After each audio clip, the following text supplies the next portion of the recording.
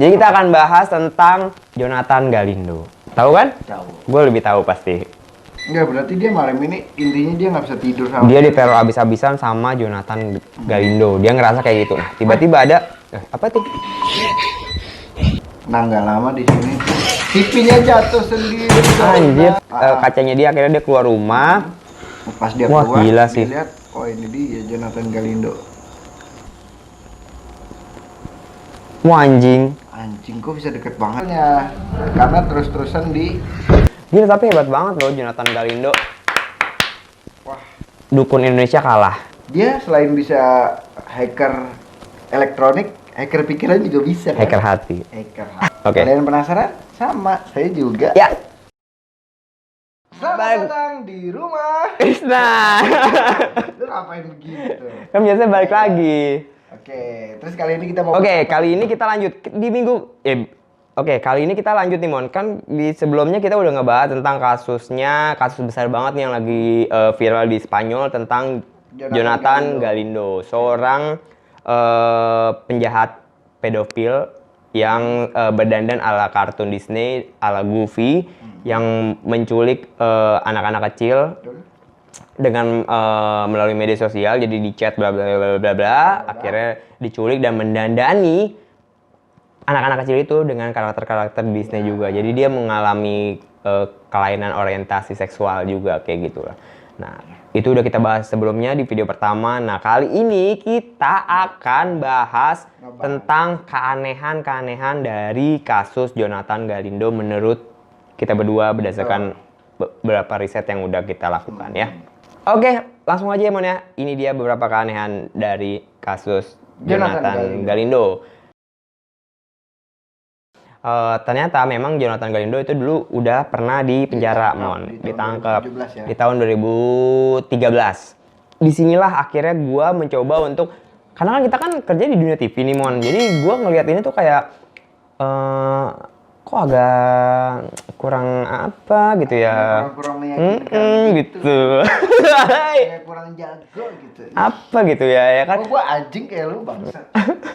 Ya jadi saat gua mencoba ini, sebenarnya kasus Jonathan Galindo dan Carlos Tem ini real beneran ada atau hanya buatan settingan yang sangat hebat dibikin oleh seseorang, entah itu gua nggak nyebut ini bikinannya Carlos Tem ya, tapi menurut gua bungkusan cerita yang dimainin ini tuh keren banget sih. Nah, kita mulai dari keanehan-keanehan tentang kasus ini ya.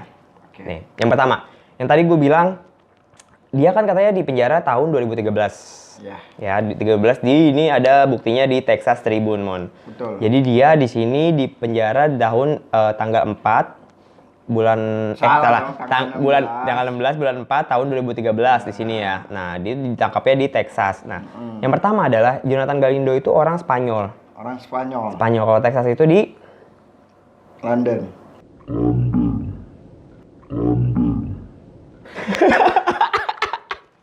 Bego lu. Apa di Inggris ya? Texas itu Amerika. Di Inggris kan? Amerika Latin. Enggak, Texas. Amerika. Otot lagi udah salah. Maaf. Lu ngantuk banget sih. Iya, yaudah. Oke, orang. Jadi di sini tuh di Texas, sedangkan Jonathan Galindo tuh orang Spanyol ya. Nah, itu kan yang pertama. Nah, mungkin bisa aja tiba-tiba Jonathan Galindo berangkat ke Amerika, ke Meksiko. Ya, dia bikin paspor dengan ilmunya dia kalau ya ke Texas, akhirnya ditangkapnya di Texas, bisa jadi kan gitu. Nah, terus jadi Jonathan Galindo ini kalau di sini kita lihat di project release Mon. Project release itu artinya pembebasan dia. Tanggal berapa?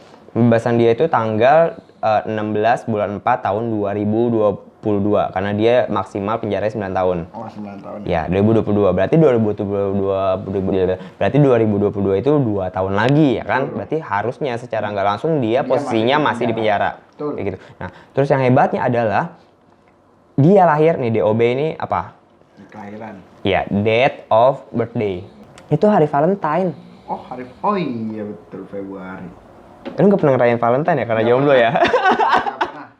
Karena itu nggak wajib sih.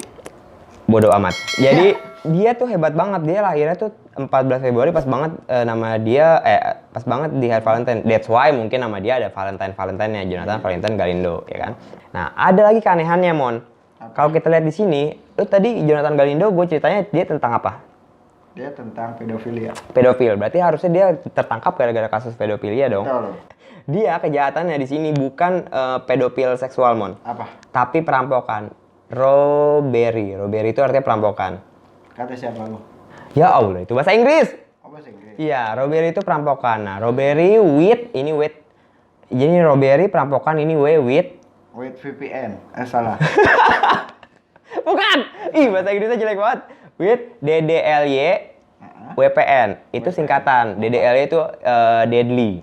Deadly weapon. Oke. Jadi senjata berbahaya.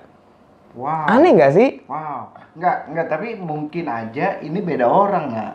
Nah, that's why aneh banget. Padahal Oke, that's why. yang beredar adalah kalau Jonathan Galindo si yang muka goofy-goofy ini nih disangkutkan tuh sama si The Texas Tribune ini yang penangkapan Jonathan Galindo 2013 yang lalu. Tapi kenapa crime-nya, kejahatannya tuh beda antara si Jonathan Galindo yang pedofil ini dengan Jonathan Galindo yang ada di sini gitu Yang loh. ada di Carlos Nem.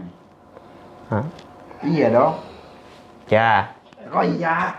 Lu gimana sih kok? Iya, beda antara Jonathan Galindo yang dibahas sama Carlos Nem yang tentang pedofil sama Jonathan Galindo yang ada di sini. Dia perampokan kan? Ya, berarti bisa aja ini bukan si Jonathan Galindo yang si muka goofy. Iya, beda. Ya kan, muka Yang goofy. ini mungkin yang versi Amerika, Ya, yang ini versi Spanyol. ya bisa jadi ini orang yang beda.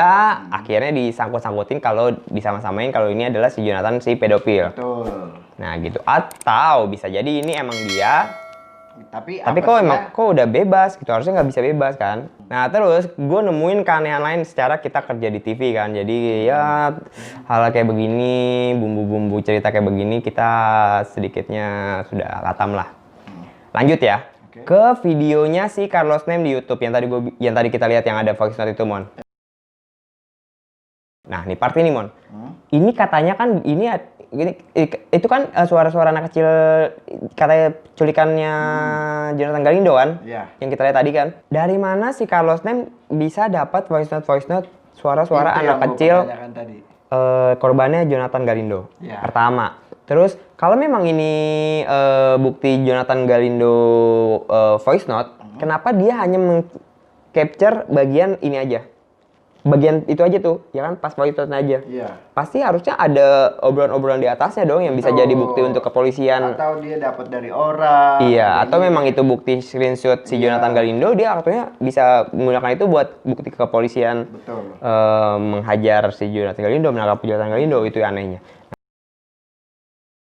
Terus gue nemuin keanehan lagi adalah, jadi gue setelah lu minta dan tim minta untuk kita membahas tentang Jonathan Galindo, gue coba untuk nge-search semuanya ya, gue research semuanya tentang sebenarnya Jonathan Galindo itu siapa sih? Betul. Tapi yang anehnya gue udah nyoba cari semua keyword tentang Jonathan Galindo dan kriminalitas yang dia lakukan, nggak ada satupun portal online dari luar negeri atau dari Spanyol yang ngebahas tentang penangkapannya Jonathan Galindo. Itu menurut gua agak kurang make sense ya. Selanjutnya ya, dari video-video yang tadi. Dari sini kelihatan kan dia katanya rumahnya itu kayak ditutup kan. Kayak seakan-akan udah lama nggak ditempatin sama yang punya. Iya. Nggak sih? Terus akhirnya ada yang nutup gitu. Nah, tapi ini kan di bagian mana tuh, Nak? Lu lihat deh. Nah, kenapa dia cuma ngeliatin cuma Segitu doang. arah doang gitu. Ya kameranya nggak cukup. Nah, ini menurut gua ini kayaknya di belakang Pak. Nanti bilang ya Pak kalau saya tanya. Bisa ini kenapa jadi, rumahnya? bisa jadi. Nah, terus kasih duit gocap. Iya, udah. bisa jadi karena kan cuma cuplikan kayak begini doang Iya. kan. Nah, terus juga dia juga flat dia sambil kerja. Ya gitu. benar, kan dia nggak biasa acting kan. Iya, terus dia juga bilang kan, ya gua nggak tahu. Ya, Yang gua gua nggak tahu, nih, nggak tahu. Rumah udah lama nggak ditempatin. Ya, Udah betul. gitu doang. Yang tadi lu bilang sempat bilang Mon ini kok Iya. kayak baru semua kain putihnya ya kan, Iya, itu aneh dia banget kan harusnya kayak rumah udah baru. berdebu di atasnya juga ada Iya. kayak sarang laba-laba Iya. dan segala macam. Harusnya kan gitu. Kayak rumah udah nggak ditempatin itu sebulan aja tuh udah debu banget. Ya, terus bagian yang apa? Yang lukisan yang Lukisan, ya itu mah bisa aja dicoretkan sama dia kan, seret habis itu langsung dicoret. Kalau kita lihat dari dekat nih Mon, itu kayak gambar propan Mon sebenarnya tuh Mon. Ya kan? Kayak nggak rapi Mon. Enggak. Kalau ini dokumentasi dia sih. Bisa jadi itu dokumentasi dia Harusnya doang. tinggal diselip-selipin ending kayak Ya, gini betul. doang. Nah, ini menurut gua nak, Ya. ini TV ini dihancurin. Terus dia ada lagi Back TV lo, baru. nge-back lo. Nah, kan Oh, dia nge-record ini dulu, nge-record yang belum hancur. Iya. Terus baru di Ini bukan recorder lagi yang belum hancurnya. foto doang. Foto doang. Iya betul, bisa jadi. Dia cuma manipulasi sih. Nah, kalau menurut gue bener kata Emon tadi, ini ada di belakang kameranya. Ada di tengah sini nih. Iya. TV Dia di sini nih. Nah, ini kamera di sini. Iya, dia tinggal konekin itunya ke handphonenya kan. Kamera kan tuh kamera 360 kan? Iya, betul sekali. Ini kayaknya bisa aja kita koordinasi sama. Ini kan dia cuma bagian satu ruangan gini doang, Mon. Ya kan ini dipoto nih pas lagi nggak ada orang nih, jepret ya kan nih. Terus di sebelah sini pas dia nyorot ruangan ini ya memang kebetulan dia koordinasi bisa aja ya kan koordinasi sama staff-staffnya buat ini tuh lokasi syuting. bisa jadi memang kosong. Menurut gua seorang dengan tingkat intelektual tinggi kayak Jonathan Galindo nggak mungkin dia dengan polosnya dan segobloknya mau pose kayak begini.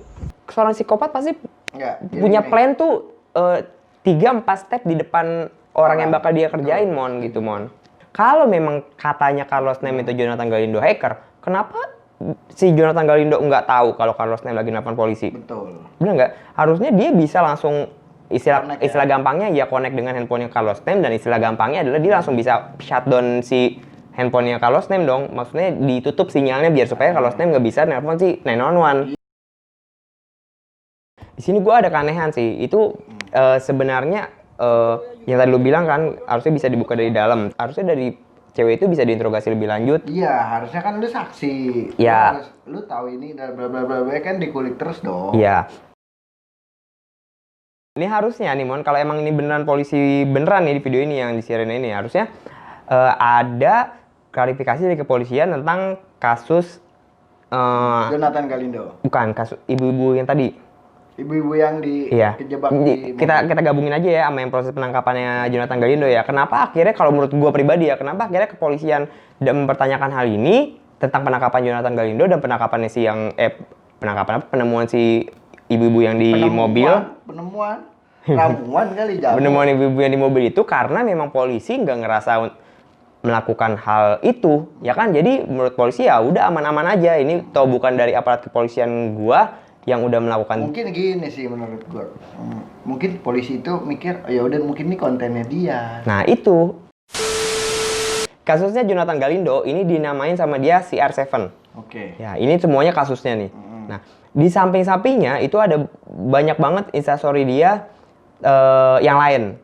Di sampingnya itu ada tulisan 6. Di sini ada bacaannya Cosas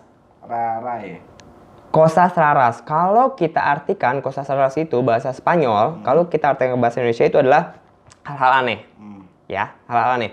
Jadi saat si Carlos Nem ini, si influencer ini bikin konten pertama nomor 1 nih, Cosas Raras nomor 1 di 77 minggu yang lalu, ternyata peminatnya banyak. Paham nggak? Iya. Jadi ternyata followers dia tuh suka dengan cerita Cosas Raras. Cosas Raras tadi tuh hal aneh yang dibikin sama Carlos Nem. Sampai akhirnya dia bikin Cosas Raras yang kedua. Ternyata masih banyak yang suka nih. Bikin lagi Cosas Raras yang ketiga, Cosas Raras keempat, Cosas Raras kelima, sampai ketujuh, dan ketujuh ini adalah kasusnya si Jonathan Galindo. Siapapun yang membuat cerita tentang Jonathan Galindo ini, entah gua nggak tahu Carlos Nem atau siapapun, menurut gua ini keren banget sih. Dan menurut gua ini 100% fake menurut gua. Gua nggak menuduh ini adalah buatannya Carlos Nem ya, tapi kalau gua rututin kenapa si Carlos Nem ini mungkin ya kalau pas gue buka Instagramnya nggak ada Cosas Raras yang ke-6, 5, 4, 3, 2, 1, mungkin gue bisa berpikir kalau oh ternyata Jonathan Galindo mungkin bener. Tapi ternyata pas gue udah buka, ternyata dia bikin cerita-cerita hal aneh itu dari yang pertama dulu sampai sekarang ya Jonathan Galindo. Itu bikin gue tuh, oh mungkin ya memang ini kreatannya si Carlos Nem. Dan kenapa sih Carlos Nem ini menghilang. Menurut gue bukan diculik, menurut gue ya. Dia lagi memikirkan sesuatu hal yang Ya, baru. dia lagi memikirkan buat comeback. Jadi dia kan lagi mikirin nih gimana gua comebacknya akan dengan cerita apa ya, biar supaya masih sejalan dengan konten sebelum gua si CR7 ini. CR7 itu Jonathan Galindo. Kayak gitu sih menurut gua. Ini sekian video dari kita tentang kejanggalan-kejanggalan yang ada di kasus cerita Carlos Nem. Jonathan Galindo dan Carlos Nem. Itu hanya pendapat kita aja ya Mon ya. Menurut kita sih kayak begitu. Tadi kalau misalnya ternyata salah ya kita mohon maaf. Namanya juga hanya pendapat dari kita doang gitu kan. Kalau ternyata memang benar ada fakta-fakta lainnya yang memang saya dan tim dan Emon dan tim kita belum tahu ya. Betul. Itu masukan juga buat kita kan. Oke, buat kalian yang semua yang suka dengan video ini, jangan lupa like, comment, subscribe, and share konten ini ke teman-teman kalian. Dan Nyalain loncengnya. iya. Bye-bye. Dadah.